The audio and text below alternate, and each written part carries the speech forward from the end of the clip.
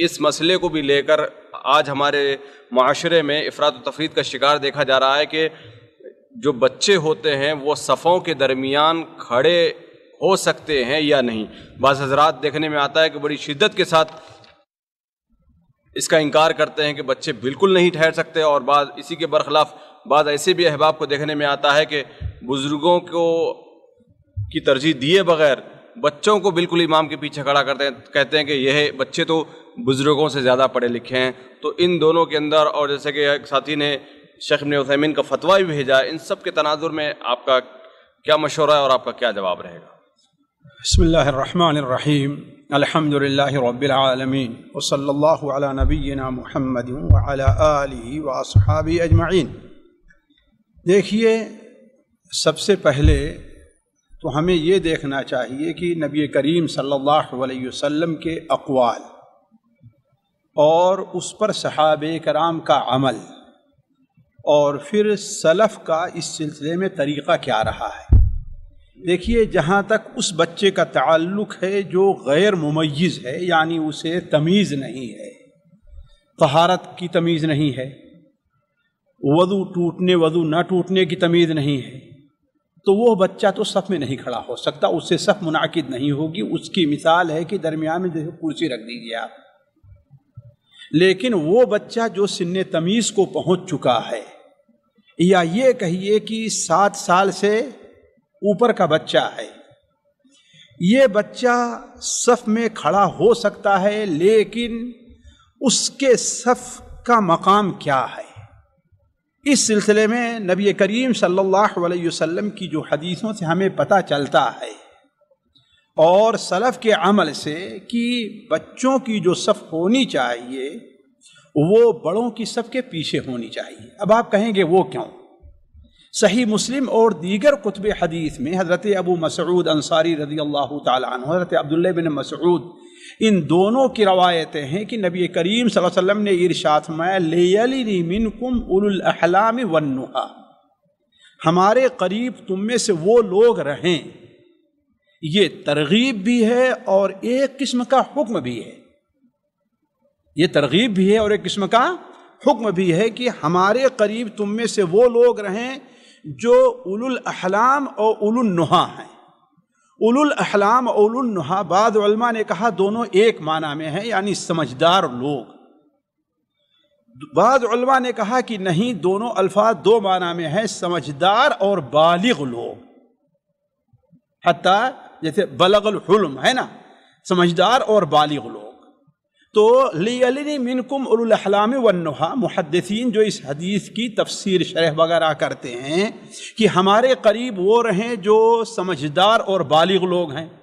پھر اس کے بعد ان لوگوں کا معاملہ ہوگا جو دین کی سمجھ کم رکھتے ہوں، وہ آئیں گے۔ پھر اس کے بعد یلونہم، وہ آئیں گے جو مراہقین ہیں، جو بلوغت کے مقام کو پہنچ رہے ہیں۔ پھر اس کے بعد وہ جو بچے ہیں۔ اس کی اگر عملی تفسیر دیکھنا چاہتے ہیں تو سنن نسائی کے اندر وہ حدیث جو علماء کے نزدیک جس کی صحت مختلف فی ہے، اور وہ حدیث میں متکلم فی ہے، کہ اللہ کے صحابی ہیں مالک ابن حویرث، یا ہمارے خیال سے وہی صحابی، وہ کہتے ہیں ایک قوم کے پاس پہنچے اور کہا، کیا میں تمہیں اللہ کے رسول کی نماز نہ سکھلاؤں؟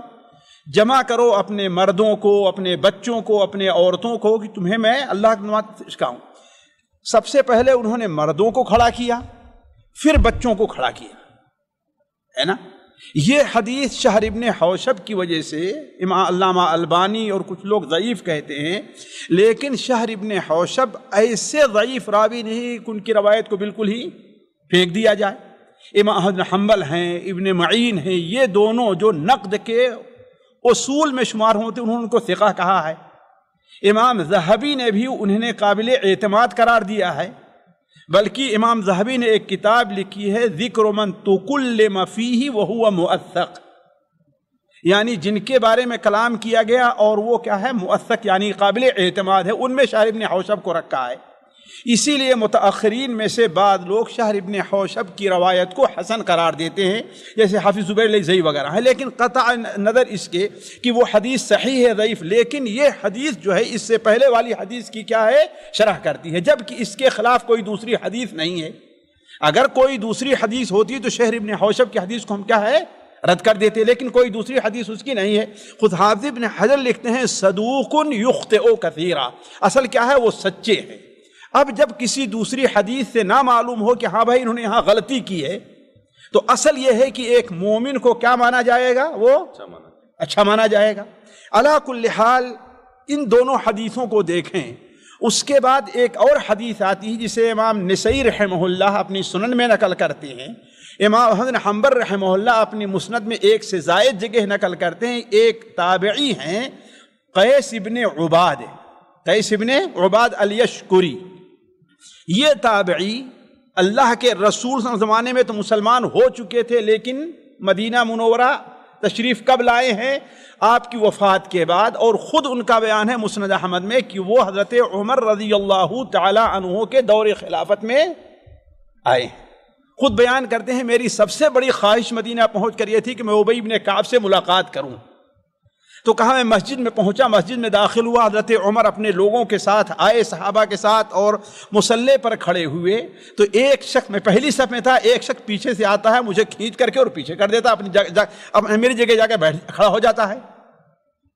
کہا کہ مجھے ذہنی طور پر بڑی الجھن ہوئی، کہا کہ پتہ نہیں میری وہ نماز ہوئی بھی کہ نہیں ہوئی، یعنی ہے بات انسان کو برا لگتا ہی ہے۔ کہا نماز کے بعد انہوں نے کہا کہ بیٹے دیکھو تم پریشان نہ ہو، اللہ کے رسول صلی اللہ علیہ وسلم کا یہ ہمارے ساتھ عہد ہے۔ کیا ہے؟ عہد ہے کہ ہم لوگ ایسی جگہ پر کھڑا ہوا کریں گے۔ دیکھیے اس پہلی حدیث کی لیلی کی عملی تفسیر جو ہے، اور دیکھیں حضرت عمر کے سامنے کبار صحابہ موجود ہیں، ان کے سامنے کسی نے نکیر نہیں کیا۔ حضرت ابی ابن کعب، بعد میں ان کو معلوم ہے کہ ابی ابن کعب یہی جس نے ملاقات کرنا چاہتا تھا، انہوں نے کہا کہ دیکھو اس پر ناراض رہو، ہمیں گویا اللہ کے رسول صلی اللہ علیہ وسلم کا یہ حکم ہے۔ تو ان حدیثوں کو اگر آپ سامنے رکھیں تو یقیناً کہیں گے کہ ہاں بھائی بچوں کی صف کیا ہے، سمجھدار اور بڑے لوگوں کی صف سے کیا ہونی چاہیے، پیچھے ہونی چاہیے۔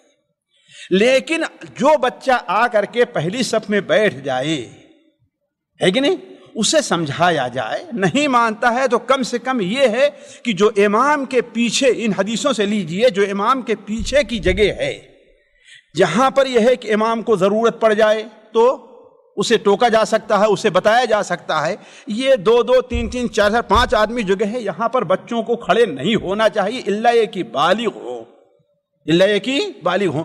6 سال کا 7 سال کا بچہ آپ دیکھتے ہیں لوگ لے کر کے آتے ہیں اور اس میں کھڑا کر دیتے ہیں، اور میرا اندازہ یہ ہے کہ عموماً یہ بچے وضو وغیرہ بھی نہیں کیے رہتے، ان سے پتہ چلتا ہے کہ نہیں، بعد سے پوچھا اور ہم نے واپس کیا، آپ جانتے ہیں یہاں پر۔ تو علی کل حال یہ ہونا چاہیے کہ پہلی صف میں اگر آپ سمجھتے ہیں کہ ہاں بھائی ان کا دل دکھ رہا ہے، یہ ہے ٹھیک ہے، تو وہ خاص جگہ جو ہے، اس لیے کہ دیکھیے بہت سی چیزیں ہوتی ہیں، اگر حساب سے سمجھایا جائے، ان کو متنبہ کیا جائے اور اس کی اہمیت بتائی جائے تو سمجھ جائیں گے، لیکن کوئی آدمی اڑا رہے اپنی جگہ پر۔ اب لوگ فتاویٰ لاتے ہیں شیخ ابن باز کا، اگر علماء کے فتاوے کی بات ہے تو جہاں ان کے فتاوے ہیں وہیں دوسرے علماء کے فتاوے تو ابھی ہیں۔ مثال کے طور پر حضرت ابی ابن کعب کے فتوے کو آپ کیا کہیں گے؟ مصنف ابن ابی شیبہ میں حضرت عمر اور چند تابعین کا نام بھی مذکور ہے کہ یہ لوگ پہلی صف سے بچوں کو کنارے کر دیا کرتے تھے، ہے کہ نہیں؟ حضرت عمر کے بارے میں آپ جانتے ہی ہے نا۔ تیسری بات یہ ہے کہ متأخرین میں بھی اس پر اتفاق تو ہے نہیں، جہاں شیخ ابن باز، علامہ البانی، ابن عثیمین رحمہ اللہ وہ کہتے ہیں کہ نہیں، اگر بچہ پہلے آ جاتا ہے تو اس کا حق ہے، ہم کہتے ہیں ٹھیک ہے اس کا حق ہے، لیکن یہ جگہ جو خاص ہے وہ حق نہیں ہونا چاہیے۔ کیوں؟ ان حدیث کی روشنی میں، اور یہی شیخ الاسلام مبارک پوری رحمہ اللہ نے مرآت میں اسی طرف اشارہ کیا۔ علامہ البانی رحمہ اللہ وہ کہتے ہیں یہ جو جگہ ہے امام کے پیچھے، یہ تو مفروغ منہ، یعنی یہاں بچہ نہیں کھڑا ہوگا، یہاں بچہ نہیں کھڑا ہوگا۔ اسی طریقے سے مصر کے ایک محدث سلفی عالم مصطفیٰ العدوی، ان سے ہم نے سنا، وہ بھی کہتے ہیں کہ ہاں بچہ امام کے پیچھے کا جو معاملہ ہے، دائیں بائیں صف میں جگہ ہے پہلی صف پہ کھڑا ہو کوئی بات نہیں، لیکن امام کے پیچھے جگہ ہے وہاں پر کس کو ہونا چاہیے؟ تو اس سلسلے میں لوگوں کو افراط اور تفریط سے کام نہیں لینا چاہیے۔ جو لوگ لائیں اولاً تو دیکھیں بچہ کیا ہے، 14 سال 15 سال 16 سال کا ہو رہا ہے جسے بالغ، تو ٹھیک ہے چاہے جہاں کھڑا کیجئے، ورنہ آپ اس کو اپنی بسا اوقات ہوتا ہے کہ اپنے بائیں طرف رہیں گے، دائیں طرف لا کر کے یعنی امام کے پیچھے بالکل اپنے بچے کو کھڑا کر دیں گے، اور آپ خود مشاہدہ کرتے ہوں کہ بچہ آگے ہو رہا ہے، پیچھے ہو رہا ہے، دائیں ہو رہا ہے، کھیل رہا ہے کہ نہیں؟ بغل والے کی نماز کے اندر بھی خلل واقع ہوتا ہے، خاص طور پر 7 سال 8 سال 9 سال 10 سال کے جو یہ بچے ہیں یہ تمیز کم رکھتے ہیں۔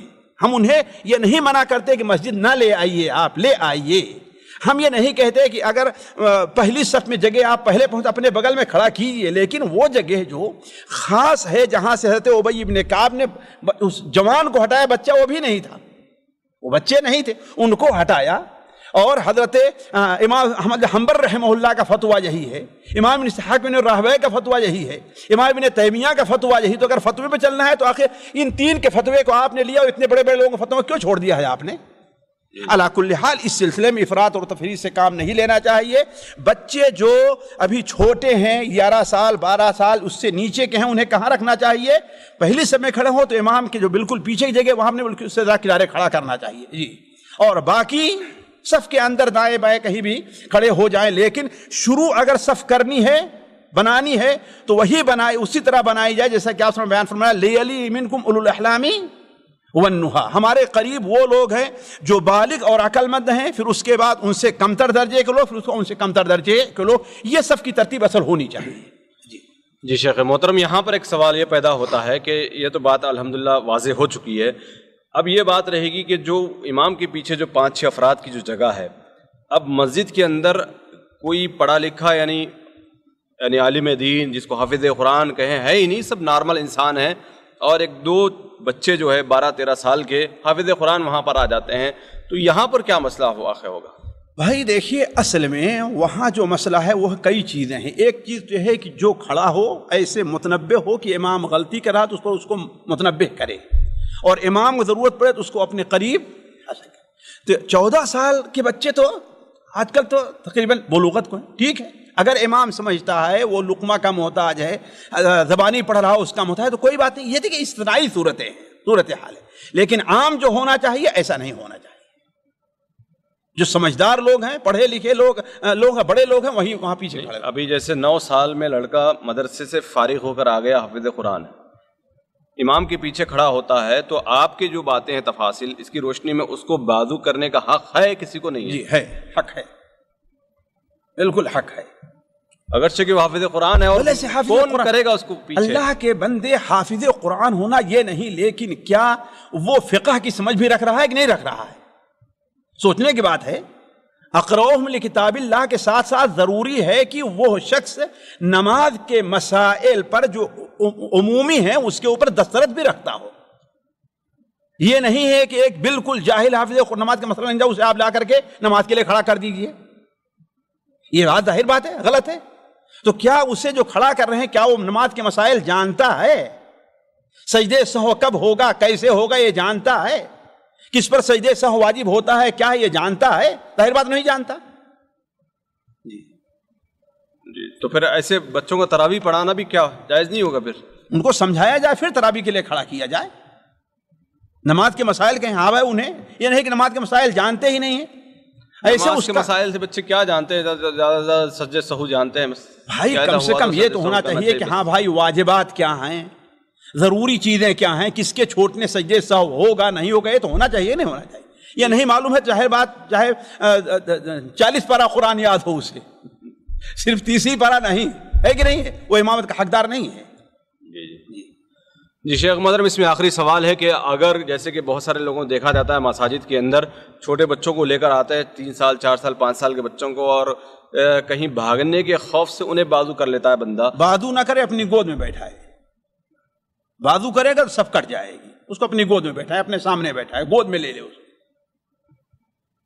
جی اگر سمجھتا ہے نا تو اس کو گود میں لے لے، یا تو پھر کہا صف کے کنارے کھڑا ہو، ہے کہ نہیں ہے، سب سے آخر میں کیا رہے، وہ بچہ رہے، اس کا حساب لگائے وہ۔ تو 5 سال کا بچہ 6 سال کا بچہ جو رہے گا وہ پھر نماز صحیح بھائی 5 سال کے بچے جو ہیں وہ انہیں سمجھانے سمجھتا ہاں بیٹا بیٹھے رہو، ہے کہ نہیں ہے؟ اور ایسے بعد اتنے ان بچوں کا آدمی گود بھی نہیں لیتا، جی ہے کہ نہیں ہے؟ لیکن بات ان بچوں کی ہو رہی ہے جو لیکن ٹھہرا کر دیتے ہیں ایسی نماز پڑھنے کے لیے عادت ڈالنے کے لیے، بالکل غلط ہے، بالکل غلط ہے۔ تاکہ بچہ دیکھتا رہے ہماری نماز کو، اس کے لیے جگہ بھی رہتی ہے۔ بھائی صرف جماعت ہی میں دکھانا ہے اپنی نماز کو، گھر میں پڑھ کر کے دکھاؤ، سنت پڑھ کر کے دکھاؤ، کوئی جماعت ہی میں کھڑا کرنا ہے۔ آپ یہ دیکھیں، خود بھی ملاحظہ کیا ہوگا، ایسے بچے رہتے ہیں چھوڑ کر کے چلے جایا کرتے ہیں، بسا اوقات ہوتا ہی نہیں ہوتا ہے، آگے پیچھے رہتے ہیں، ایک آدمی اپنا خود مشغول رہتا ہے، کبھی اس کو پیچھے کر رہا ہے، کبھی آگے کر رہا ہے۔ نماز ہے، اس کا ایک تقدس ہے، جی اس کا خیال کرنا۔ جی سامعین کرام، ہمارے علمی اور عوامی دروس اور سوال و جواب کی مجلسوں سے آپ خود بھی مستفید ہوں اور اپنے دوست و احباب کے ساتھ بھی شیئر کریں۔ عین ممکن ہے کہ آپ کے شیئر سے کسی کی اصلاح اور آپ کے لیے صدقہ جاریہ بن جائے۔ واٹس ایپ پر اسلامک میسج حاصل کرنے کے لیے نمبر نوٹ فرمائیں: یعقوب عزیز 009665089599707۔ واٹس ایپ سوال جو آپ گروپ میں ایڈ ہونے کے لیے نمبر نوٹ فرمائیں: عبدالسلام عمری 0096650262762۔ نمبر بھیجتے ہوئے نام اور پتہ ضرور لکھیں۔ اسی طرح ہمارے یوٹیوب چینل اسلامی دعویٰ کو ضرور سبسکرائب کریں تاکہ ہماری ہر نئی اور اہم ویڈیو کی اطلاع آپ کو فوری حاصل ہو جائے۔ تمام دروس، مقالات اور سوال و جواب سیریز کے لیے ہماری مشہور ویب سائٹ www.islamidawah.com کا مشاہدہ کرتے رہیں۔ السلام علیکم ورحمۃ اللہ وبرکاتہ۔